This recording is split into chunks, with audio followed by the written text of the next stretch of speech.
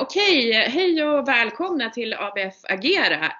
Idag så ska vi ha ett samtal med min kollega Julia som bor och befinner sig i Minsk i Belarus, Vitryssland som vi ofta säger i Sverige. Vi kommer att ha ett samtal om hur situationen är i coronatider i Belarus och vad hon har för tankar och hur snacket går i deras samhälle just nu och kanske jämföra lite med hur vi har det här i Sverige. Så det här samtalet blir på engelska. Så varmt välkomna. Okay, hello Julia and welcome. Hey Lina. Nice to see you. It's a pleasure. Okay. So I just welcomed everybody and explained that we're going to have a small conversation about the situation in Sweden and in Belarus now during these Corona times. I have just a small, some small facts about Belarus, so everybody has some context about the situation in your country. Okay? Yeah, for sure. Okay, so Belarus, since November last year, it's the official name of the country, Belarus, even for Swedish people. A lot of us is still saying Vitryssland, but the official name is Belarus. It's located like 1 hour flight just from Stockholm, so it's quite close to us, located in Eastern Europe. Capital of Minsk, the population is like 9.5 million people. Since 1994, they have been ruled by President Alexander Lukashenko, and he's a very strong leader, and he has, with his regime, violated a lot of civil and political rights in the society, and often get criticized from other countries, and actually Belarus is still the only country in Europe who's now condemns and execute death penalty. So this is some of all the reasons why Sweden is supporting Belarus and the Belarusian people and the civil society. And that's also why we from ABF is connected to this country. It's because we have this partnership with through Olof Palmes International Center, where we can work with democracy questions and to strengthen the people and help them develop in their democracy building. So what we have done, we have been working now for several years, ABF Gästrikebygden in Belarus, and we have established a sister organization called ABF Belarus, and the general secretary of this organization is Julia, who we are going to have this discussion with today. So although the situation is hard for people in Belarus, I just need to add that Belarusian people is amazing, warm-hearted and wonderful, creative people. And Belarus is also a very, very beautiful country to visit. So in the future, when we can travel, please go there. It's an amazing country. Okay, so Julia, maybe we should just start to talk about your situation, your everyday situation in Corona times. Some of the people in the media I hear are often talking about Sweden and Belarus, and that's not very often we hear that. But in these Corona times, they are actually comparing our countries in some way, because we are the only two countries who haven't experienced yet total lockdown of our societies. So do you think that's maybe we aren't that different in this case, because we have in some way the same strategy? Do you have any thoughts about this? Thank you, Lina, for this question. Yes, that's really what we also have here in Belarus. A lot of talks and articles about our situations in Belarus and Sweden, comparing this. It's something that we have very similar in our strategies. But to be honest, that's not. I would say that we are totally different in this way. And I can explain why. First of all, I know that you in Sweden, your government, made a decision not to make a lockdown or the strict quarantine because of the statistics, data, because of the advice of different specialists, and also because of your cultural traditions and so on, so on. And it was probably not so easy decision, especially in comparison with other European countries. And I know that you're still criticized very much inside country and outside. In Belarus, it wasn't like that. It was just one man you mentioned before who made this decision. It's our President Lukashenko. It was by him, and I guess, and many experts also say that it's because of, first of all, economical situation, because you know that being on quarantine impacts a lot on the getting worse in the economy. And also this year is the election year, presidential election year, and he cares a lot about his rating, much more than about people's health. And in the beginning, he even denies this coronavirus, that it exists. Then he told us about corona cycle that people all over the world got as the consequences of this. He announced to be calm, not be stressed because of this. It's not so hard, he said, or something like that. One more thing, also this. Very, very sad, I would say, and it's what you in Sweden really don't have, I guess. It's a cynicism and even hypocrisy of this authority, especially of President Lukashenko, because, he blames people. When he recognized and when he confirmed finally that, yes, coronavirus existing and it's very dangerous for people, they are dying, and we should start to do something with it, trying to prevent this and to fight with this sickness. Yes, he confirmed, but afterwards, when we had the first deaths of this, it was by the way, actor in one of the regional theater. And he started to blame this person and continue to do this, saying something, like, probably they should stay at home, these people, not working in the street, or something like, okay, this person had a very big weight, that's because was sickness he got, or something like that. And it's really very horrible to hear, especially for people, for families who lost their relatives, their parents, for instance, mother, fathers, or siblings, whatever, and that's very, very sad. And one more thing, yes, you said, and we know, is that you, as I said before, here in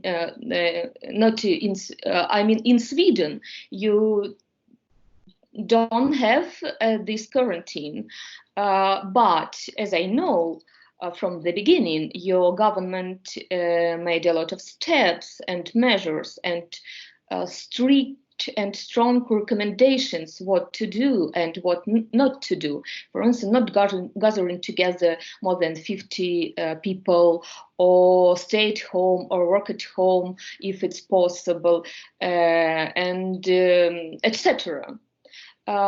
We didn't have like that.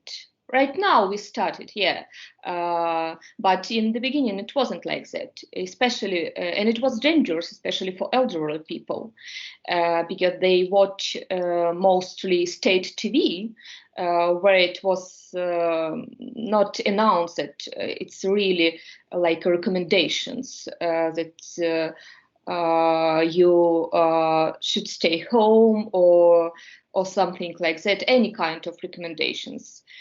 Yeah, and also it's a very contradiction and contradictory situation even right now, because Minister of Health, they tried to explain people, especially after UN representatives visit us.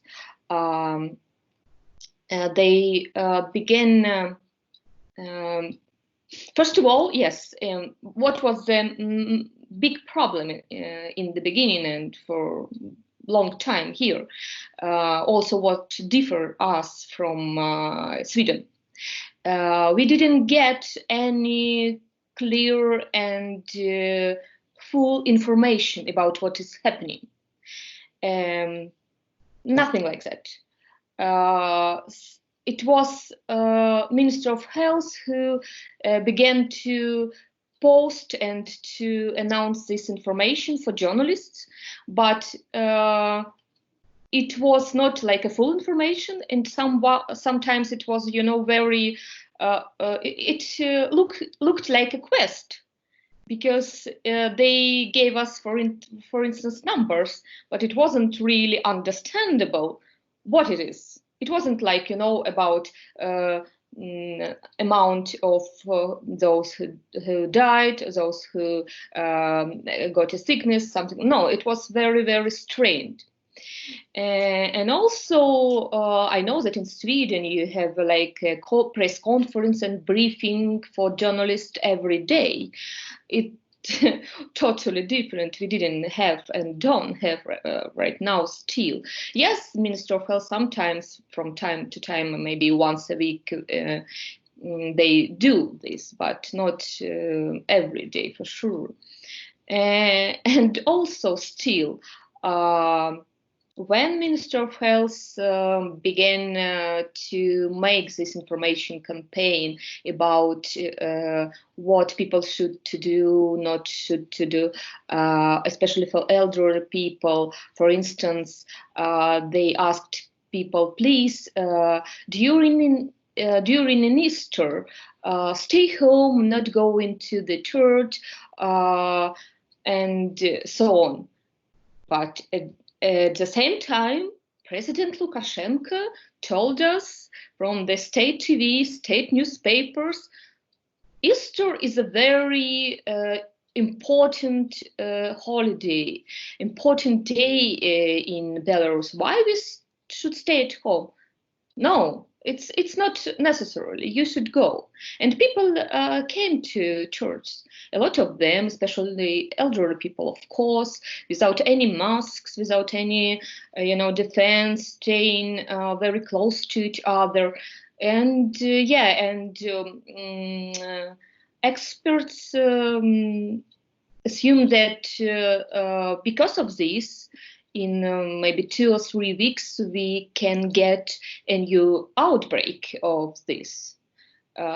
Because it works like this, And also, if you don't have a very clear and full information, if you don't have any information, what it creates, of course, speculations, fake news, a lot of rumors, and a lot of fears, anxiety, frustrating, a lot of this. And it's what's happening right now also.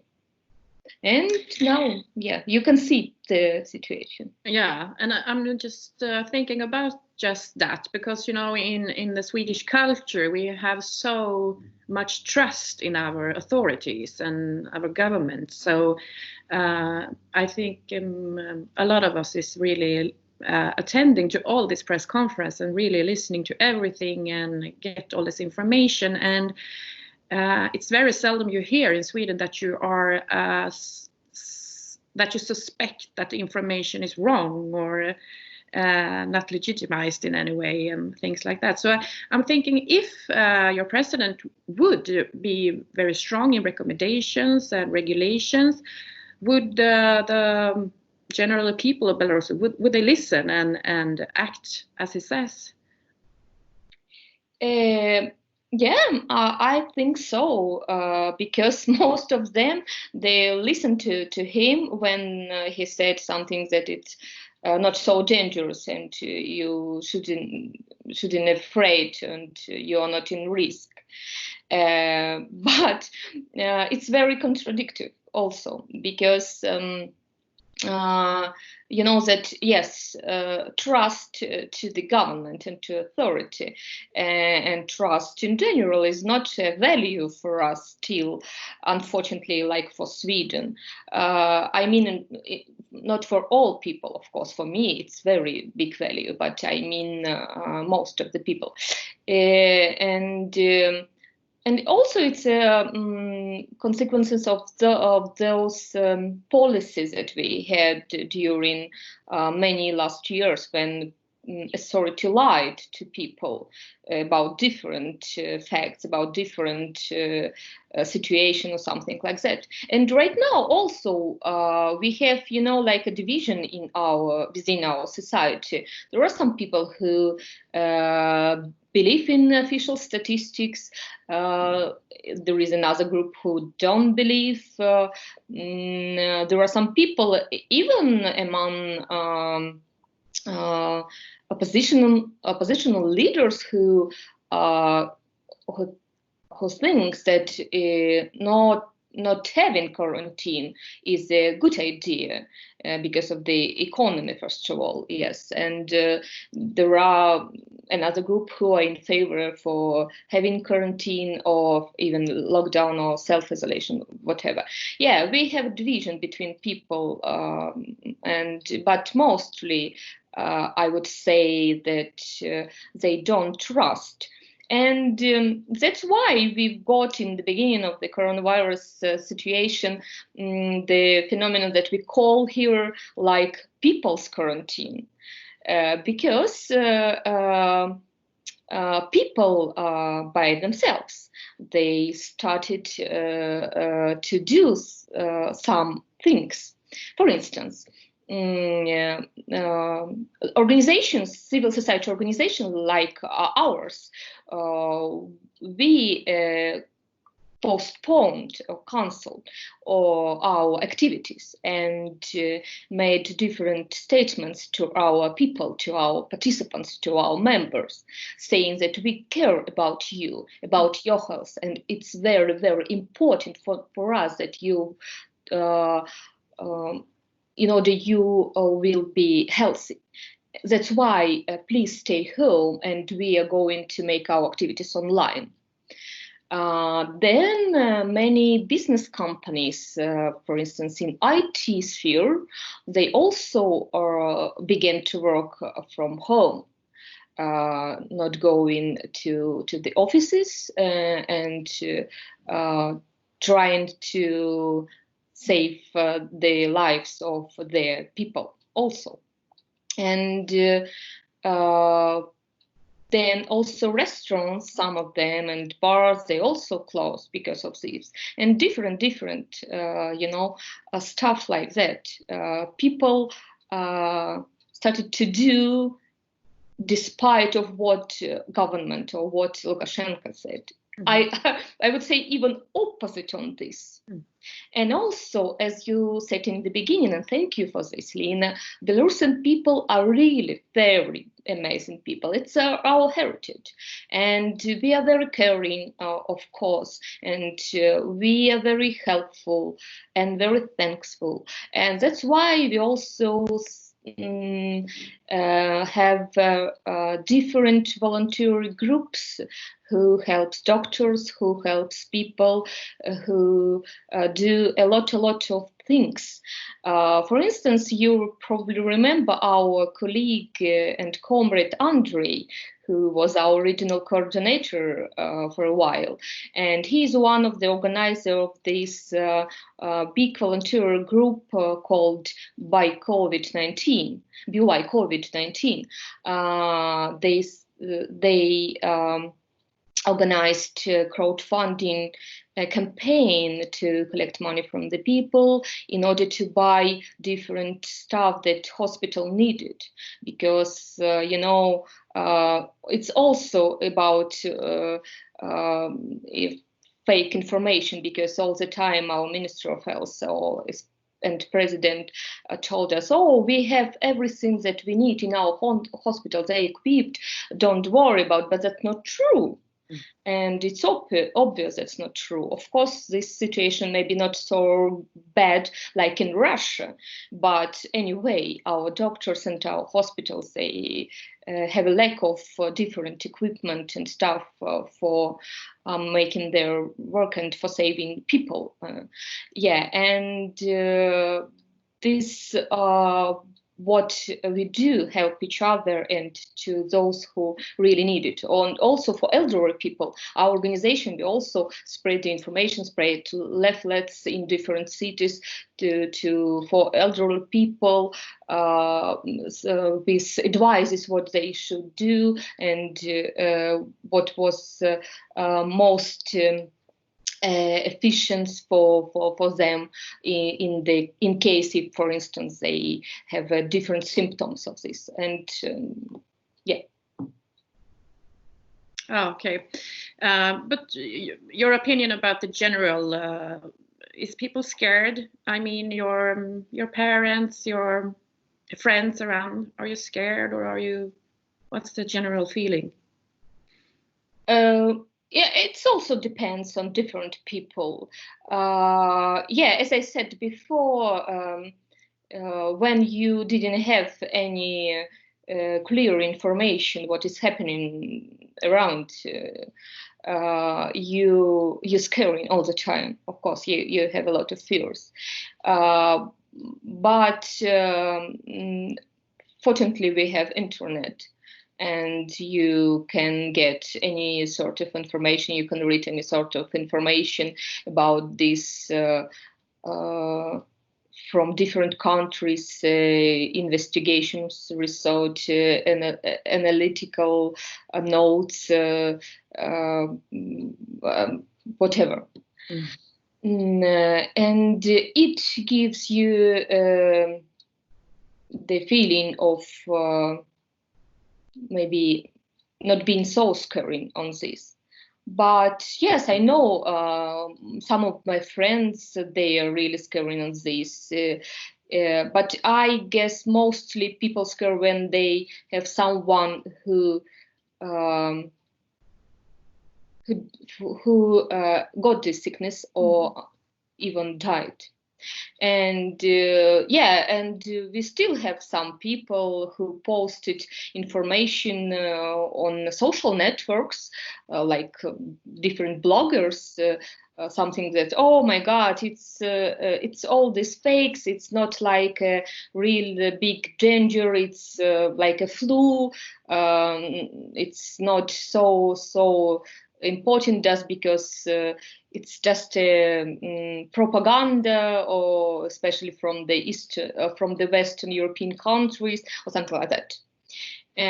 But there is one doctor who I guess noticed a very good thing about that. He said, people, you never pay attention very much to this sickness, to this disease, unless someone of your close person will get this sickness or even die. Yeah, probably people sometimes don't think about this if they don't have someone who have this. Yeah. But I guess it's the same like in Sweden.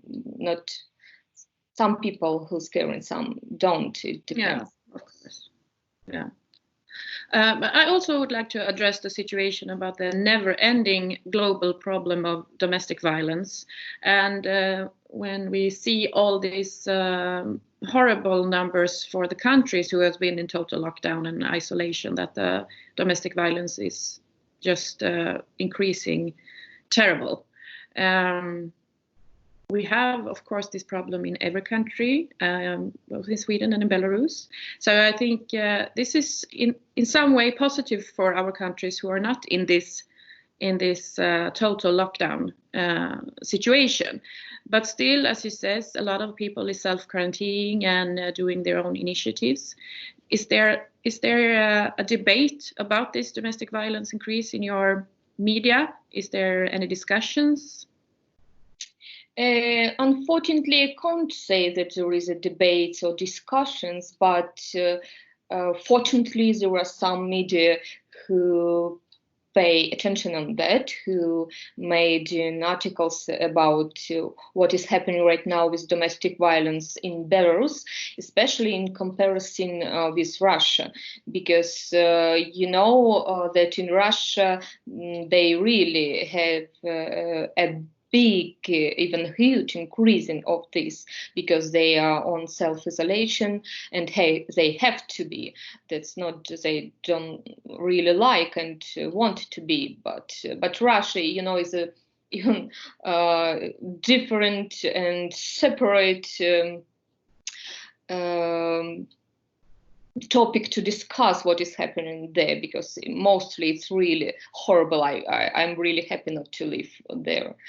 But if we are going to say about Belarus, right now, fortunately, we don't have an increasing of those who tried to get help or support, who called to this hotline or something like that. Yes, as you, Lina, you're right. It's probably, and not probably, it's for sure, because we don't have this quarantine. But it doesn't mean that we won't have these problems in the future. Anyway, people staying at homes, many of them more than before. And that means that victims and aggressors, they are staying together. And anyway, not only because of domestic violence, but we know different examples when women suffer from this COVID-19 more than men. For instance, on labor market, or in different ways, and also as because they mostly are nurses in hospitals and do a lot of work there, and they died because of this, and so on and so on. That's why in our organization we try to devote much time to discuss this, and trying to pay attention on this, making study circles about domestic violence, about how this pandemic situation impacts and influences on women's rights, why it's important, and also would like to have more organizations in coalition to say about this. And I guess we will have maybe also inviting you from Sweden to make this kind of online activities to tell about this, to think over all together what we can do in the future for doing something to help women in this situation, not only in domestic violence, as I said before. Mm. That's very good to hear, Julia, and keep up the good work as you always do. I would like to thank you that you shared about your situation and about your country as well, and your feelings. Please stay positive in your heart and soul, and negative in any test results. So thank you, Julia, and maybe we will meet again in this forum in another question in the future. Would be very nice. Thank you, Lina. Stay healthy. Bye. Bye-bye.